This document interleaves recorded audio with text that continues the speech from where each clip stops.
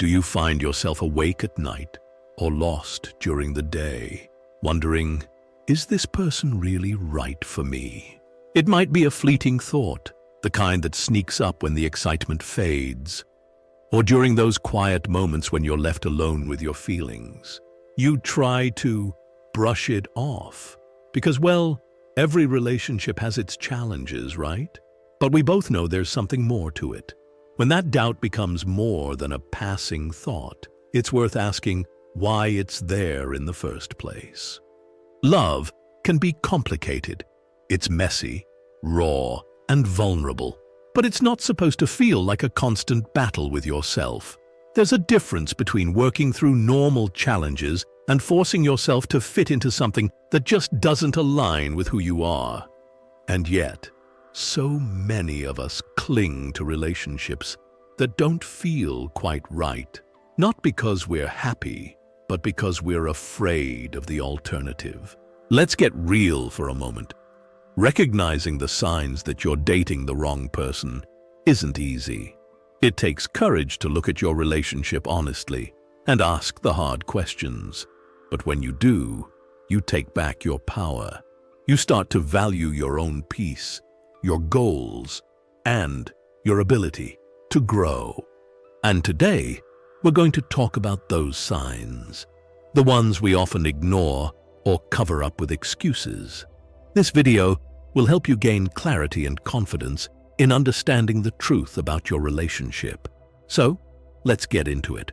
Before we begin, please subscribe and tap the notification bell so you never miss out on more amazing videos like this. Let's get started.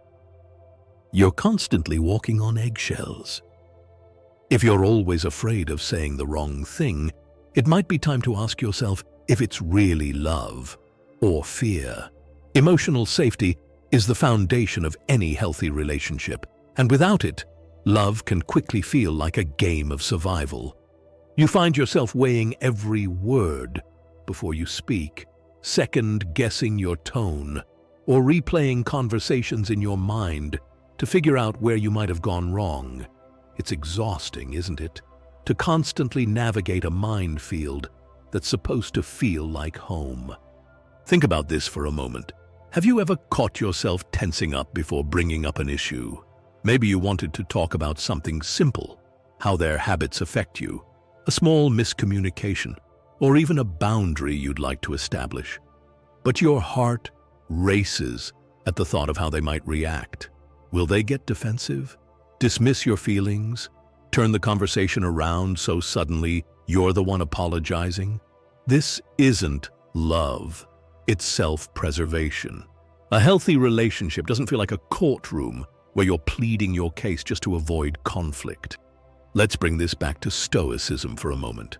Marcus Aurelius once said, "You have power over your mind, not outside events. Realize this, and you will find strength." Emotional safety begins with understanding that while you can't control your partner's reactions, you can control your response to the situation. If their behavior repeatedly disrupts your peace, it's worth asking why you're allowing that pattern to continue. Always remember that a healthy relationship is one where you feel free to express yourself without fear of judgment, ridicule, or punishment. You should be able to show up as your most authentic self, even in moments of vulnerability.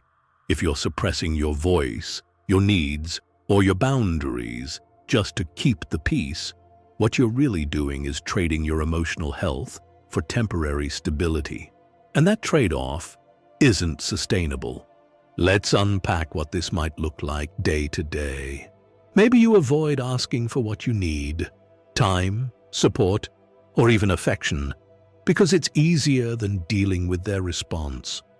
Or perhaps you tiptoe around conversations about money, future plans, or past mistakes, because you know those topics will lead to an argument. Over time, you begin to internalize the idea that your feelings don't matter as much as theirs. You learn to avoid conflict at all costs, even if it means betraying your own truth. But the harsh reality is that this isn't love. Love doesn't require you to walk on eggshells. It doesn't demand that you shrink yourself or silence your thoughts just to avoid conflict.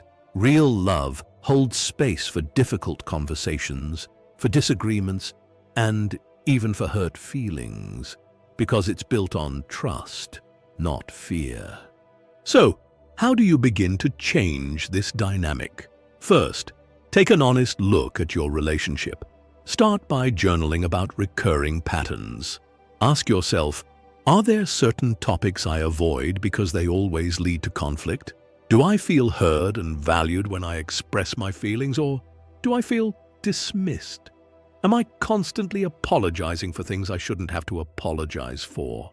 Writing things down can be incredibly powerful because it helps you see the bigger picture. Patterns that felt random or insignificant start to come into focus, and with clarity comes the ability to make better decisions. Next, try to practice open communication. This doesn't mean confronting your partner with anger or blame. It means approaching the conversation with curiosity and vulnerability. For example, instead of saying, "You never listen to me," try something like, "I feel like I'm not being heard sometimes, and it's really important to me that we work on this together." Notice how the focus shifts from accusation to collaboration. Of course, communication is a two-way street. If your partner is willing to meet you halfway, there's hope for growth and change. But if they respond with defensiveness, gaslighting, or outright hostility, it's a sign that the relationship may not be as emotionally safe as it needs to be. Remember, your peace of mind is priceless. Stoic philosophy teaches us to prioritize our inner world above all else. No relationship, no matter how much history or potential it holds, is worth sacrificing your emotional well-being. If you find yourself constantly walking on eggshells, it's time to ask a hard question. Are you staying because you're truly happy, or because you're afraid of what might happen if you leave? The choice to address this dynamic, or to walk away if it doesn't improve, requires courage. But here's the good news. Every step you take toward protecting your peace brings you closer to the kind of relationship you truly deserve. One built on trust, respect, and the freedom to be yourself. After all, isn't that the kind of love you're worthy of? Your values and goals don't align. What happens when the person you love sees a completely different future than you do? It's a hard question, isn't it? Love can feel so intoxicating that it tricks us into thinking it's enough to fix anything. But no amount of love can rewrite someone's life script. And if your values and goals are pointing in opposite directions, it's like trying to build a house on two separate blueprints. It just doesn't work. Let's start with what this looks like in real life. Maybe you've always dreamed of traveling the world, spending months exploring new cultures and chasing adventure. But your partner? They want to buy a house in the suburbs, plant roots, and settle into a steady, predictable rhythm. Or perhaps you're fiercely driven in your career, determined to build something big, while they see work as a means to an end and value a simpler, slower pace of life. These aren't just surface-level preferences. They're core pieces of who you are. Now, it's one thing to compromise on the small stuff, what to have for dinner, what show to binge watch. But when it comes to the bigger picture, compromise starts to feel more like a sacrifice. And here's the painful part. If you ignore these mismatches, they don't go away. They fester. Over time, resentment starts creeping in. Not because you don't love each other, but because you're constantly feeling like you have to choose between who you are and who they want you to be. Let's break this down even better. Let's take relationships as a journey. You're both boarding the same train, but if your destinations are completely different, what happens? One of two things. Either one of you abandons your dream and stays on the train for the sake of the other, or you both keep going. But one of you always feels lost, like you're traveling away from the life you wanted. In both scenarios, there's no winning. This isn't to say that people in a relationship need to be carbon copies of each other. You can have different interests, personalities, and approaches to life and still make it work. But when it comes to core values, things like family, career, lifestyle, and your vision for the future, you need to be aligned. Otherwise, you're constantly pulling in opposite directions, wearing yourselves down in the process. Have you ever had a conversation with your partner about what you both want long-term?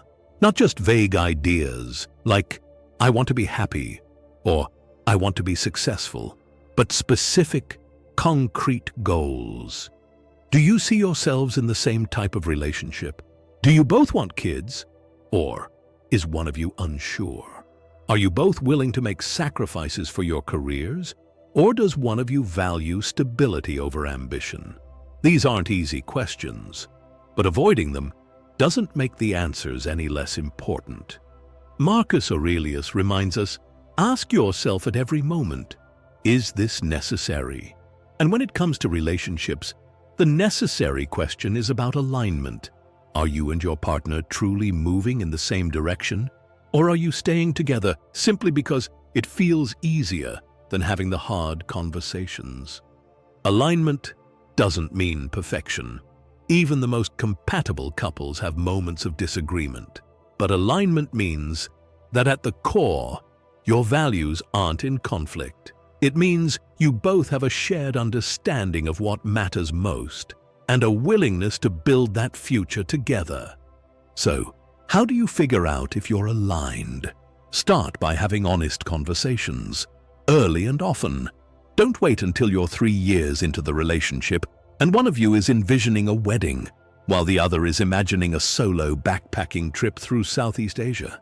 Sit down and talk about the big stuff. Be direct but compassionate. For example, what do you see your life looking like in 5 or 10 years? How do you feel about starting a family someday? What's most important to you? Career, stability, adventure, or something else? Of course, compromise is a part of any relationship, but compromise has its limits. There's a difference between meeting someone halfway and giving up pieces of yourself just to keep the peace. The former strengthens your bond. The latter erodes your sense of self. So, ask yourself, are you and your partner truly building a shared vision for the future? Or are you trying to force your paths to merge when they're naturally diverging? The answer might not come easily, but clarity is always worth the discomfort.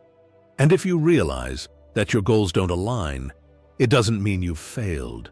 It simply means you're learning to prioritize your own happiness and growth, which is the bravest thing you can do. At the end of the day, love is about partnership.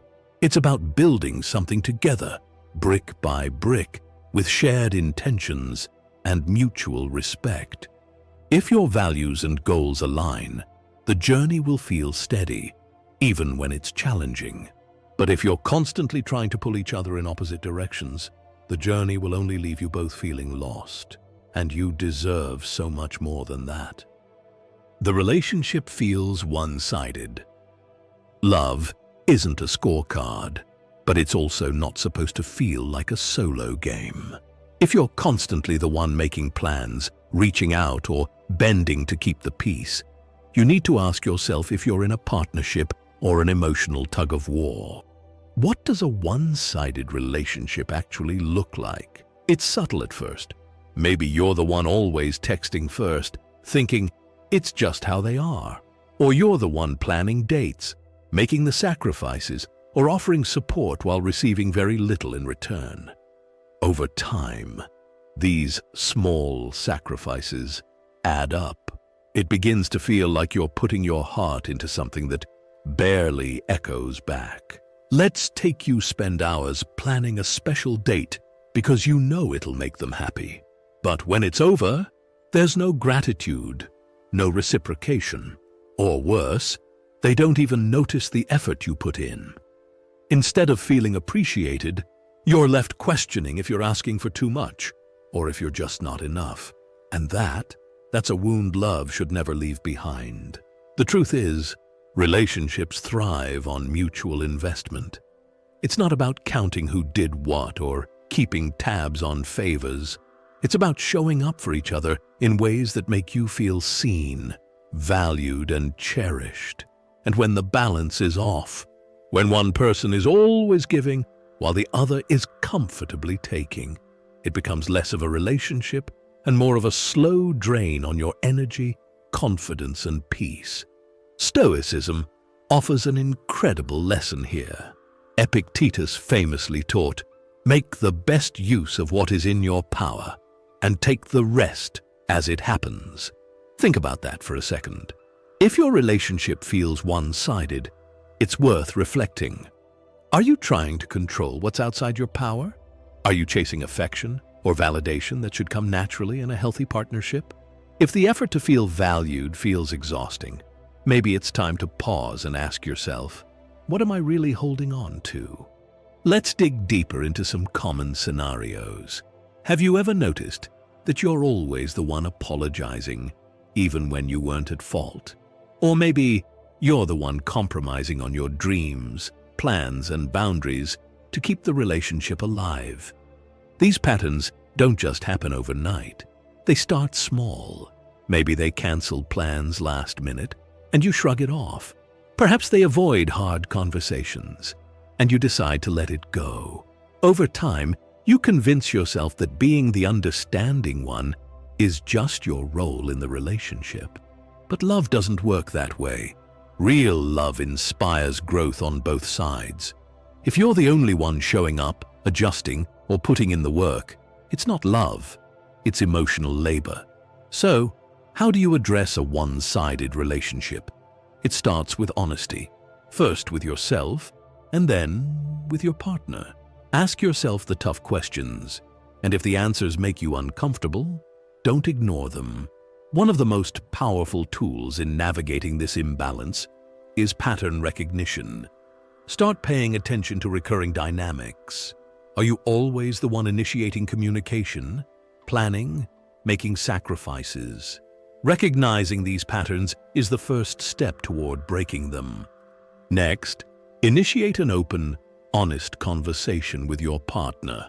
Avoid accusations and focus on how you feel. The goal isn't to point fingers or keep score. It's to build awareness and create space for change.